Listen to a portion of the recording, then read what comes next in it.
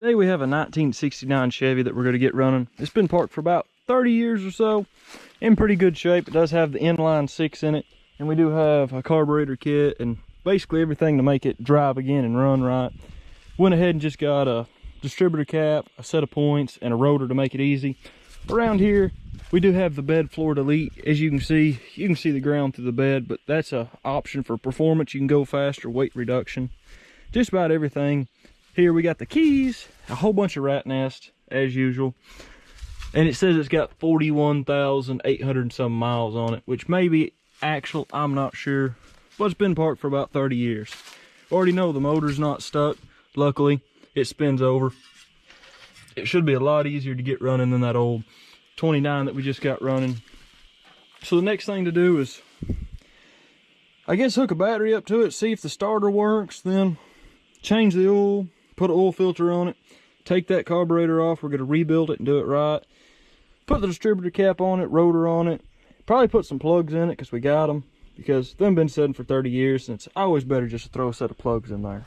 So we're going to set the battery down in here now, and hopefully the starter works, because this one don't have a crank start. We just got to kind of use the starter that's on it, and I don't have any brushes or anything with it. Well, for it with me. Let's see, put that one there and this in here, and we'll see if the key works, because luckily this one has the key in it and the ignition actually works. Maybe not. We'll go back around here. Maybe the cable just ain't tight enough. Well, they could be so corroded they just ain't working. Well, that's why. That would be the reason. That'll keep you from getting power. That wire right there. The only reason I know that's because on my 70 model I was driving, parked, and that dude came off there, and that controls all your main wire to your ignition and everything. If it comes off, you don't get any power. Let's see. Well, we'll go back around here.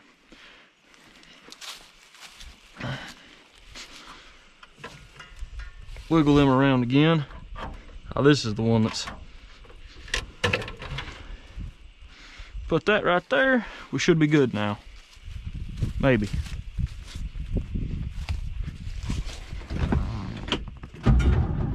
So the ignition does work. Well, the starter works. It's a good sign. Next thing to do is just undo the battery. And as everyone recommended, we have an air hose out here now, so we don't get anything inside the engine. Now that we know it cranks over, we do have an air hose out here today, so we can spray all this stuff off like everyone always recommends. Normally I just shot vac it or just kind of try to blow it off there, but air hose works a lot better.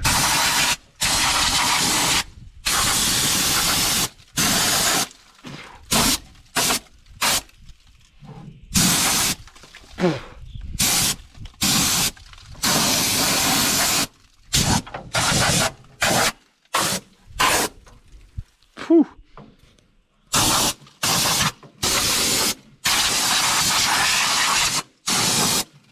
That dust is rough.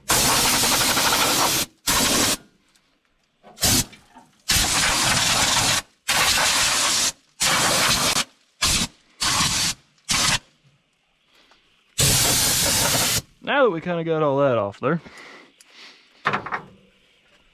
gotta go grab a screwdriver and see what our point situation is.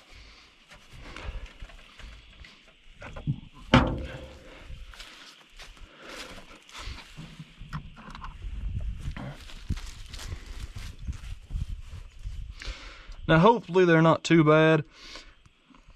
I mean, normally the distributor caps, if you don't want to chase electrical problems, just throw a distributor cap on it, because these are cheap enough just to get parts for, because they're pretty common. Some of that stuff, the distributor caps are like 30 bucks a piece and 40 bucks a piece, but these are like $5, so it's cheap enough just to get a distributor cap, rotor, and a set of points and put them together. And it kind of makes it easier. I know that's kind of cheating, but... Oh, well then. The points don't look too bad. Now the rest of it don't look too good. Gonna spray all that off with some brake cleaner here. Well, no, we got air. That makes it easier. I forget we actually have air.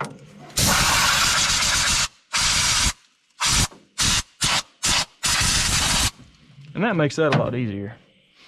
The points ain't even corroded, so we're good there. We're just gonna yank. So now that the new distributor cap's on there, we put the rotor on there. Gonna take the breather off and look at that carburetor.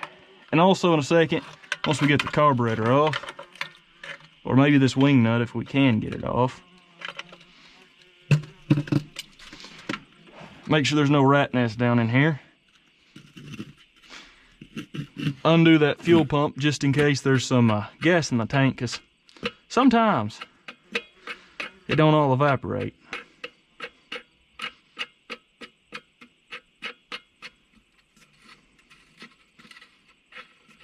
There we go.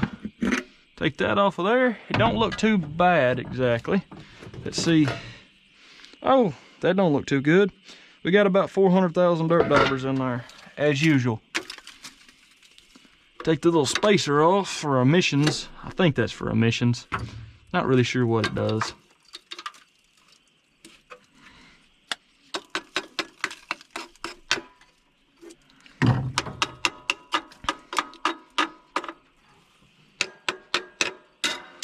And the easiest thing to do is just take the carburetor off and rebuild it, because we have a rebuild kit for this. So the carburetor's now back on it. Everything's put back in it, and it should work as it's supposed to. We're gonna pour a little bit of gas in there and crank it over and see if she's gonna fire. Them points don't look too bad, so I figure it should fire right up. Let's see.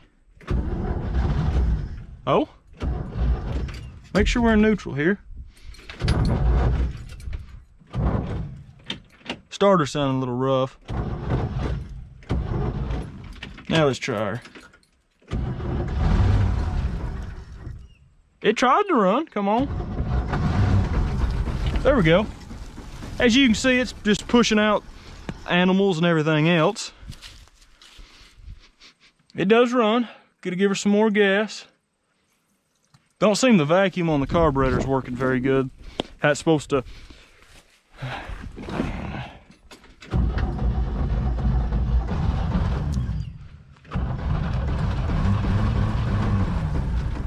There we go. So it didn't take but a couple minutes to change the oil. Down here's what the oil filter looked like. It's pretty much just pitch black, and you know, it served its purpose. It's sat in there for about 30 years at least. And it's no good anymore. I put some brand new oil in it. This one we put O'Reilly's oil in because that's what we had. And now we're gonna see if it'll start up and maybe run a little smoother. Wanted to make sure it was gonna run before we change the oil and put a new filter on it. But I figure it's just got a misfire right now because it has a whole bunch of blow-by in the valve cover. So hopefully when I start her up, it'll sound a little better. It's running a little smoother. So since the last time I turned the camera on, we made quite a few improvements. I did get that fuel pump on and that line off that fuel pump. That took a long time, so I didn't even bother including that because I knew you guys wouldn't want to see me fight with the fuel pump for about 45 minutes. The mosquitoes are out right now and they're pretty rough, but air cleaner's back on it, carburetor's on it and doing right. I did go ahead and bolt that on there. I haven't done anything to the brakes. We do have the wheel cylinders and also brake pads in the back of the truck. This wheel is locked solid, won't even move. So we got to deal with that. Probably gonna rebuild the back brakes first. I have the soft lines and everything, clean the brake lines out. We got that little vacuum tool in there that makes it easy as can be to bleed the brakes. I think I can get to the line that's underneath the bed, like through the bed, because it does have the bed floor delete. Pretty straight old truck other than the rust. So I'm gonna start her up and let you guys see her run and actually idle for a little while.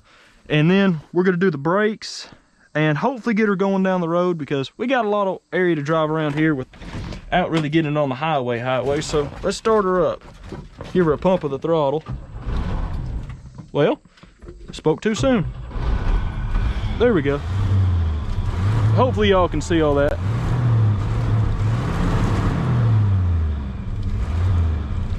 It just shoots straight smoke out still. And rust and everything underneath the sun. It'd make a good smoke machine for Halloween. Does she idle? No. She don't idle yet. We haven't got that figured out, but she's running pretty good. We do have the windscreen delete kit here eventually once it will rust all the way across. It just shoots straight smoke out when you give it throttle. Oh, golly.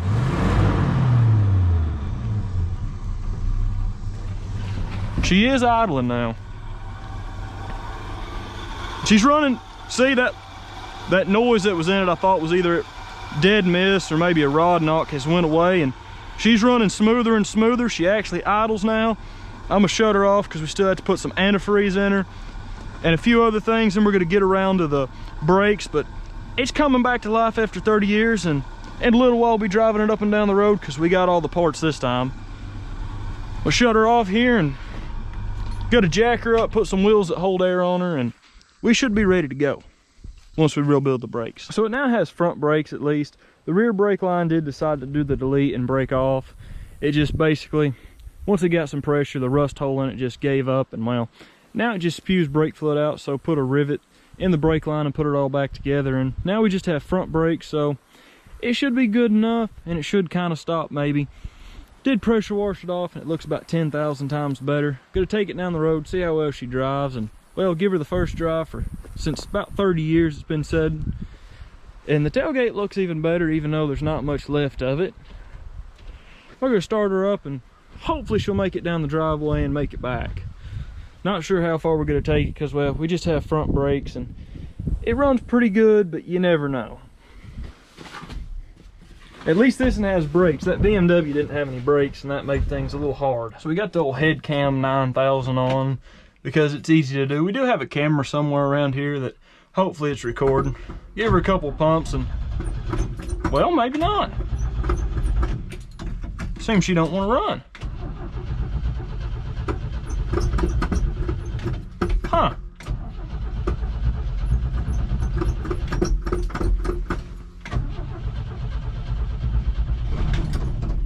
Oh, it's running. Come on. Maybe not.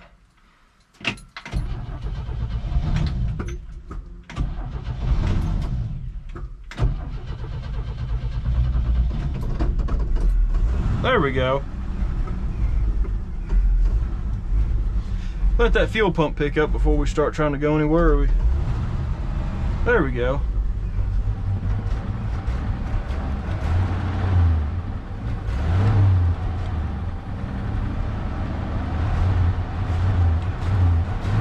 We're still shooting acorns and stuff out because the rat nest is not left yet. Let's hopefully not. Well, that's what I was trying not to do. Dadgummit.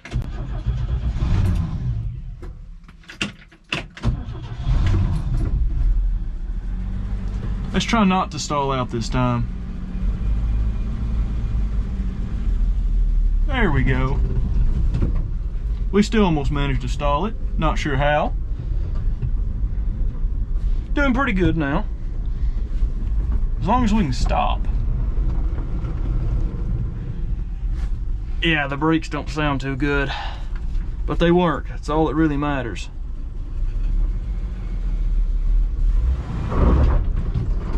We didn't stall it that time. The clutch is a little different on this thing, and the carburetor ain't running right. Let's see if we can make this turn. There we go. So now we'll take it on down the road here. And the dogs get to bark at us. They don't know this vehicle. There's the other camera. Let's see how well she's gonna do. So far it's doing pretty good. Just hopefully we don't have to use the brakes and actually have to stop, because the stopping's just a little different here. It don't stop perfectly, but it does stop.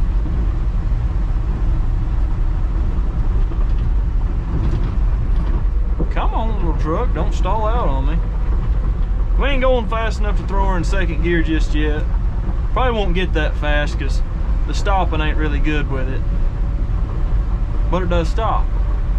And the clutch works on this, and so we ain't just got to jam her in first gear, start her up, and keep going. So far, at like a 6 miles an hour, it's doing pretty good. We do have the roof delete here where it's rusting out, and that likes to fall on your face when you hit bumps on this road.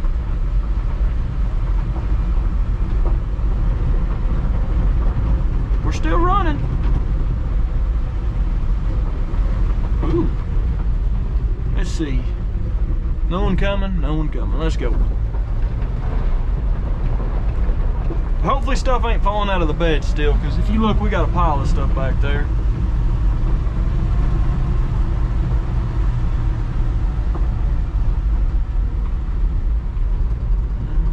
She's still running. We'll just cut through with center here. This works.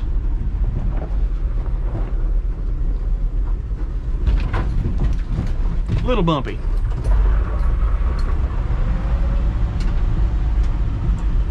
Better start turning or we won't make it.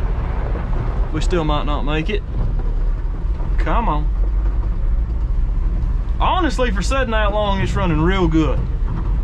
I mean, it ain't as peppy as that little BMW we had and got running, but it's an old wore out 6-cylinder, and it has a lot more miles than that BMW does. BMW didn't have many miles, and well, it's got dual carbs, this just has one. Let's see.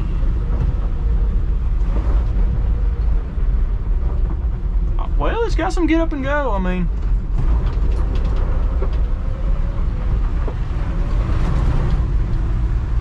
It's got some get up and go, never mind. I just wouldn't want to put too much get up and go in it, because it don't stop.